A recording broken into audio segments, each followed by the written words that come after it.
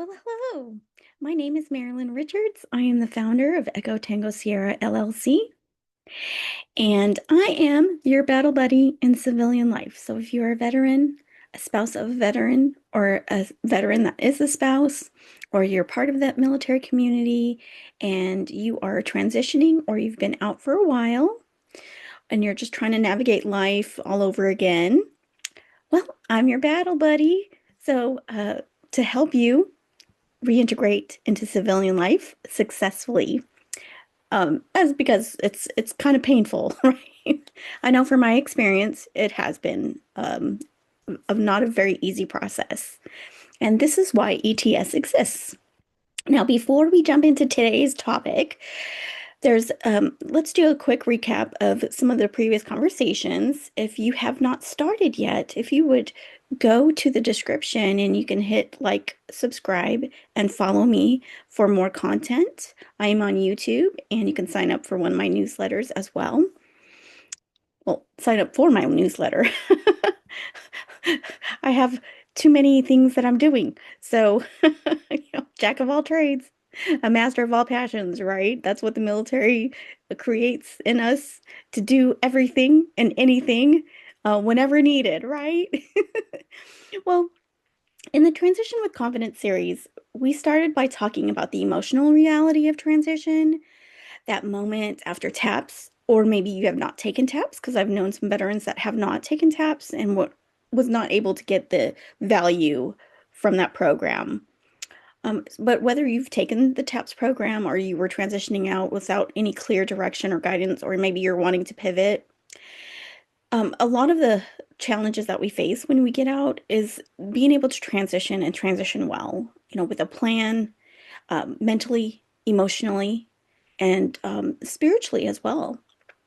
Uh, some of the questions that I asked myself when I got out, and as a dual service veteran, I got out. Uh, First, I served in the Navy, and then I completed my 4 years, decided to get out because I was part of a toxic environment and I did not want to continue in that world. And so when 9/11 happened, I was on terminal leave. And so the opportunity came to join the military again, but I ended up crossing over into the Air Force. My stepdad and my dad are Air Force retirees, and they were Vietnam veterans as well. My biological father is still here. My stepdad passed away when I was still in the Air Force. But I have this legacy that I'm carrying with me is their stories and mine. And this is why ETS exists. When we are used to a structure and we get out, we no longer have that, right? Life kind of gets a little if you don't have a sense of direction or purpose, it kind of gets a little, you kind of feel lost and disconnected and just trying to figure out what to do next. That was my experience anyway. You're left wondering what's next. And if that's you and you're listening to this, I'd like to invite you to subscribe and go to my website, echotangosierra.com, for more information. You can also sign up for my newsletter. You can subscribe to this YouTube video. I am trying to put out more videos, but if you want to just find me on LinkedIn, you can subscribe there as well. I'd like to share my own story of leaving the military and having that sense of identity loss. And also, I was grieving. When you put away that uniform, you've dedicated so many years to your field, your culture, your environment, your command, uh, deployments, duties, tasks, assignments, additional assignments. And so when you no longer have that, you have a sense of loss and grief and disorientation that comes from taking off that uniform. Some veterans are great at having a plan and some kind of a goal when they get out. But for a lot of us, we kind of just couldn't wait to get out and was just looking forward to some time off and maybe that's what we needed at the time because it does take a toll on our mental and well-being. I know it did for me. The Navy did really did. The Air Force was a great transitioning period for like transitioning from the Navy, from a toxic and heavy, laborious past into something that was a lot nicer. And I know we get a lot of jokes and we joke around about the chair force, but it really is true. The quality of life is so great. And for many years, I tried to stay in that realm. Unfortunately, my life took a pivot and I ended up crossing into a different industry. I am still a public servant, and I've been in the industry for about 22 years, along with some of that military time that you get to buy back. And so this is why I'm building ETS because a lot of the struggles that we face, even when we're trying to adjust into different civilian parts of our community and industries, it still does take a process. And in my videos, I was talking about that.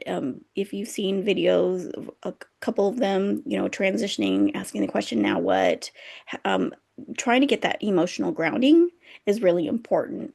So I encourage you to take a look at that. And we moved into practical tools in some of these videos that I first introduced. And this is going to be a series. So if you, there's just a lot of information, and I know sometimes my attention span is very short, and so I don't want to keep talking and talking, but I do want to provide value, and so feel free to come back to this video if you need to take a break. And if you can find some information and value from it, great. This is what I'm here for. The self-awareness, the practical tools, being able to accept and take action when you've been out for a long time or when you're just now transitioning out of the military, those things you have to have to lay that foundation and groundwork to moving forward and to building that confidence back up to moving away from who you were in the uniform to who you are now as you're transitioning over into another phase of your life. So you can build that, but it takes someone to help guide you. I know I needed someone like me when I got out. And so if this is something that you need help in, please don't hesitate to contact me because I'll definitely help you in the process wherever you do need help. If you haven't watched any of the videos yet, I do encourage you to do so and to be able to lay some of that groundwork, the emotional ability and adaptability, some of that grounding that you is really important before you do anything else, is really making sure that you're okay within. And we cannot be better together unless we're better within.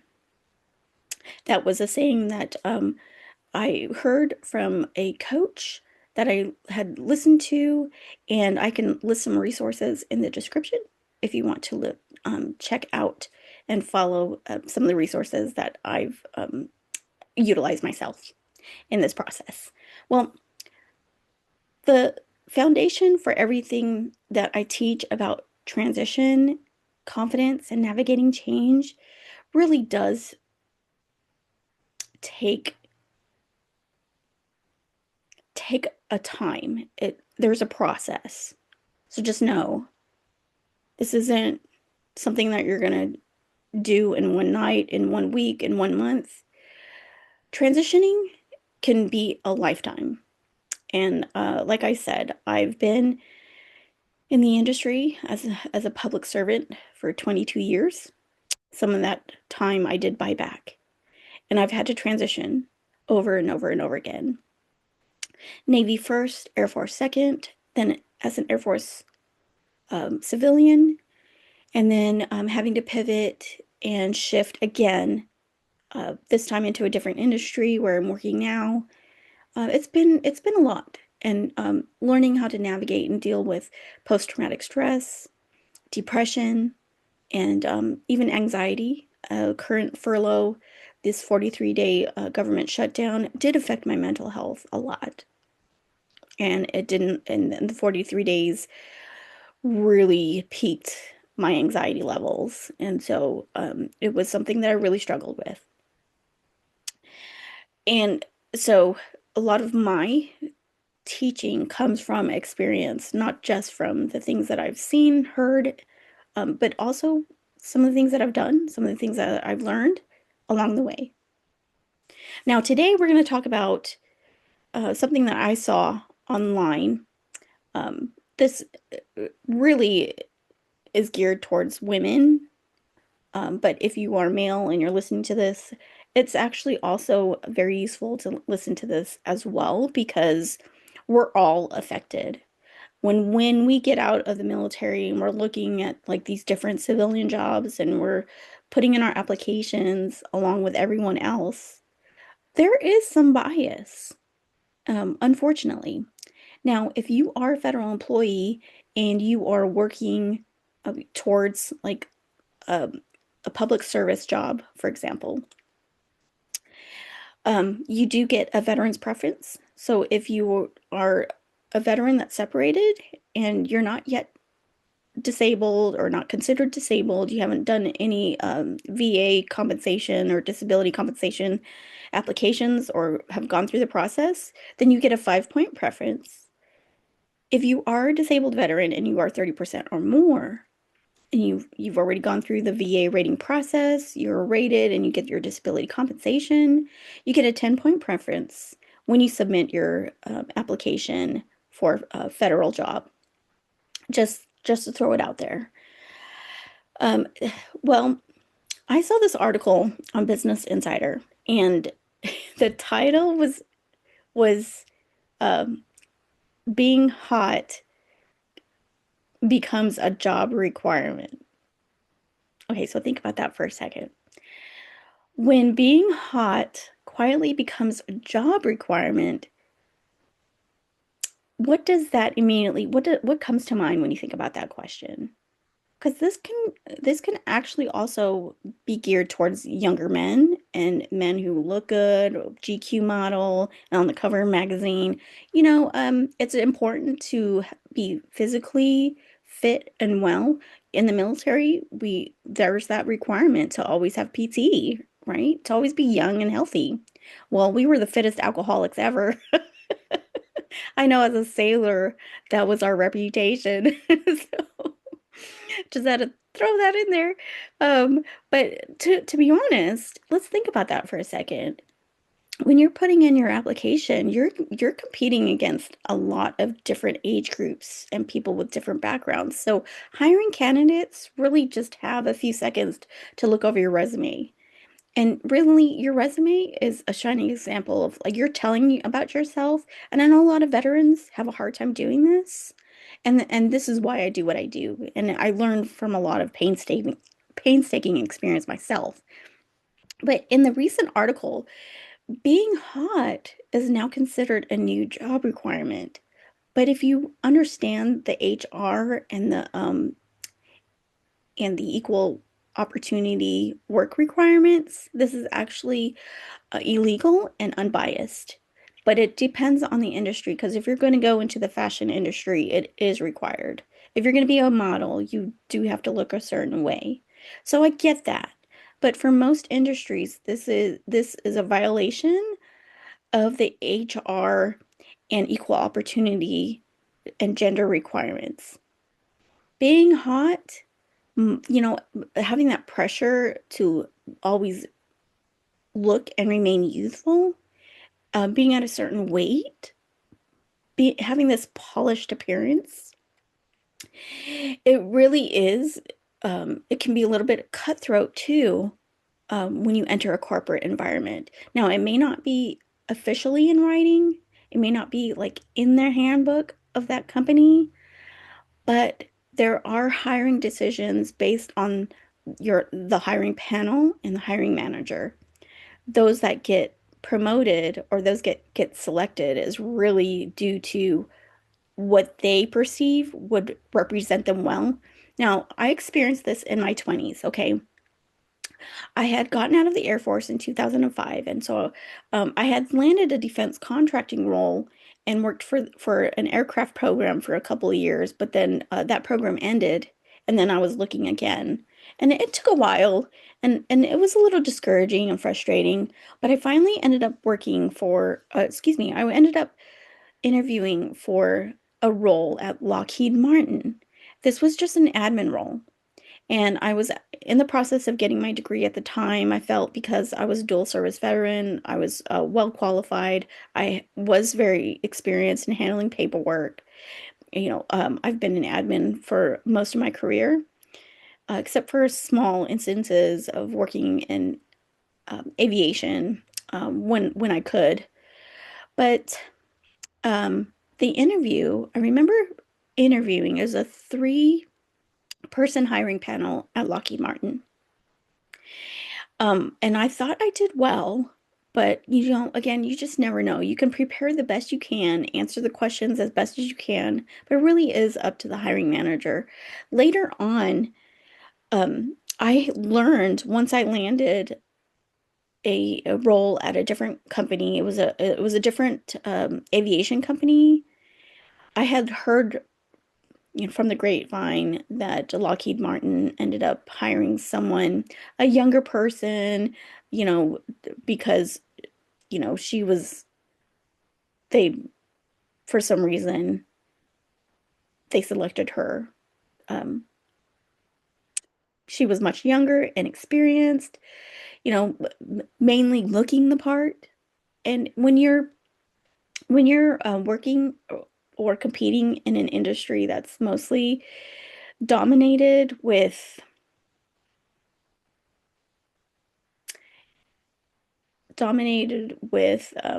certain attitudes, bias, and that certain culture. Now, in the Navy, especially in the military, we all understand there's different cliques and clubs. You're not one of them. So sometimes you can get picked on because you're not one of us. Now, it's not supposed to happen, but it does. It does. I was disappointed to hear that Lockheed Martin, instead of picking someone with a solid background, um, with all this experience behind my belt, I was 29, so I was not even that old. But they ended up going for some young blonde college kid, probably not even, probably barely starting college, 20 something, um, which I'm not going to go into details about that, but it was really disheartening to hear that. But it does happen. And so this is my advice for those who are seeking jobs and doing a career pivot. Some industries simply do not run on youthful aesthetics, okay? So focus on those industries. Now, if you want to be an actor, if you want to be a model, great. Well, then work on your physical appearance, work on your health, and get to that place where you can meet the requirements that they're looking for a particular role. That's awesome because, being physically fit is a great, it's a great thing. Now, there's more to that. You know, you, Taking care of our mental health and our overall well-being is really important, especially when we're trying to handle life. And life happens, right? So, this has been my struggle for many years, learning to get out of survival mode. Survival mode is just, your body is never, was never meant to stay in survival mode for too long. But unfortunately, when you experience some traumatic events in your life, your body goes into this fight or flight mode. And learning how to regulate and learning how to navigate life afterwards while trying to take care of and support yourself really does take a lot of work. And it is a process. But aside from that, some of those industries that you might want to think about when you are looking for a job would require technical skill, operational judgment, leadership maturity, reliability. Now, these are all things that we learn in the military, correct? Safety, specialized knowledge, you have subject matter experts in a certain field. Those things are exactly what companies, especially industries like defense and aerospace. Well, now the DoD is called the Department of War. When you're looking to be a defense contractor, for example, they really want that technical proficiency, your operational management skills, that specialized knowledge.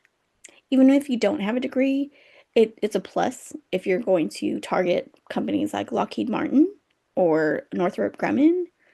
You do have to have a degree.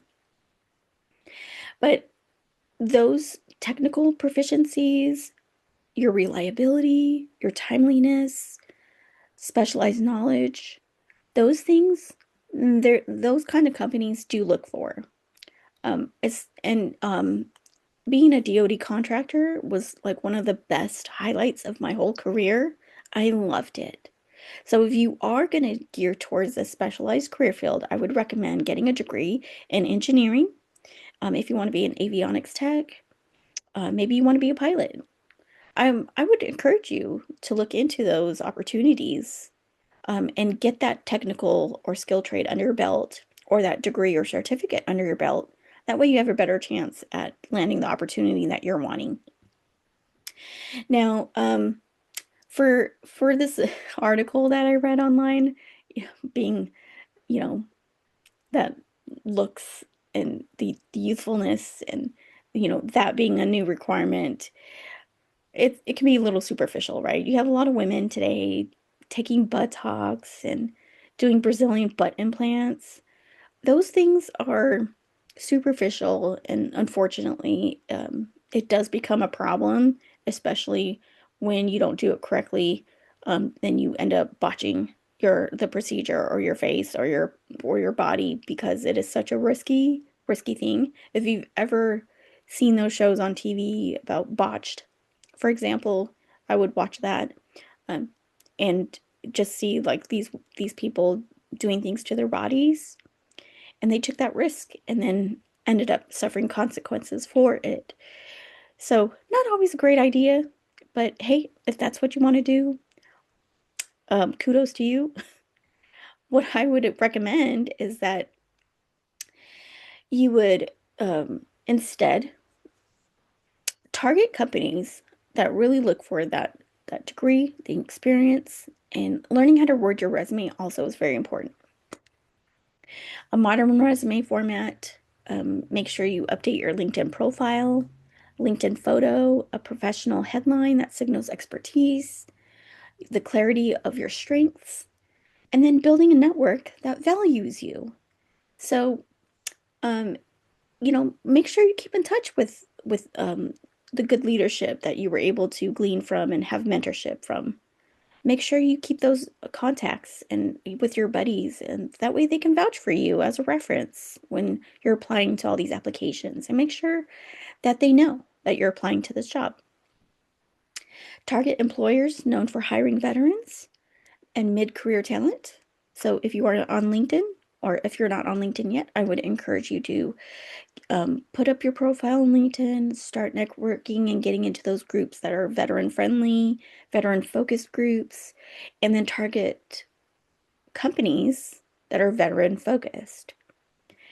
Um, if you want to, some examples of using filters: best places to work for veterans, age friendly employer list, diversity inclusion recognition. Like, use key terms or phrases like that in order to filter your search when you're looking. Industries and companies where experience, federal government and public sector. Um, I work for agriculture. Uh, you can target the Department of Veterans Affairs. There's a lot of veterans that I know that work in the VA, so they're veterans helping veterans. And, I'm a veteran helping veterans. There's veterans within agriculture as well, because we are in a whole veterans group. The Another federal department to look at: FEMA, EPA, National Laboratories is another one. Federal HR is legally barred from judging appearance. Okay, so just so you know, defense and aerospace, You've got Boeing, General Atomics, BAE Systems, Leidos, and then, of course, scientific engineering and research institutions. You have NIH, you have CDC, you have NASA, University Research Labs is a good one, biomedical companies, research, agricultural research centers. Those those companies, those industries, those fields are all very, very much targeted towards if you have a PhD, if you have a degree, a higher degree education, some experience. I know for the PhDs that I do work with, there's a period when you're pursuing your degree where you are a postdoc, and then there's opportunities once you graduate to work at a university or work for, say, the Department of Agriculture. Now, higher education and workforce development, you can also look for colleges and vocational training centers, transition programs, and career services because they want practitioners who've lived real life. And we, as veterans, we've lived a whole lifetime in a span of a few years. Or if you're a career military, you've had so much experience under your belt, then it can be a plus. Government contractors also can heavily recruit veterans. Now, if you're on LinkedIn, you can find veteran-friendly employers. Look for Amentum, Serco, SAIC, Jacobs Technologies, Mantech, Accenture, Federal. So these companies, again, they'll rely on experience, discipline, and reliability.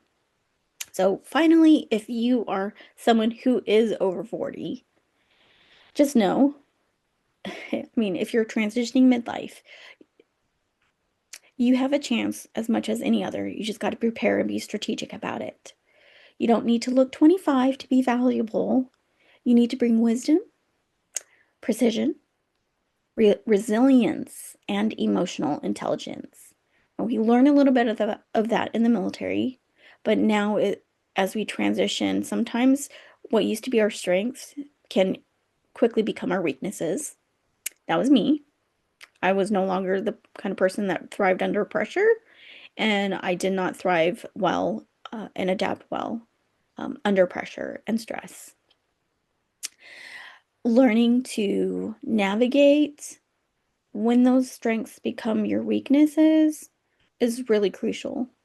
So, learning to tap into that resilient warrior within is really crucial to moving forward in life. And don't worry, you are not alone. So, if you are struggling, I've had some bad days myself. You've got a whole network of battle buddies that you can reach out to. And the right employer will see it immediately. It will be your experience because your experience doesn't expire. All right? Just takes a little bit of planning and preparation, some strategic and professional a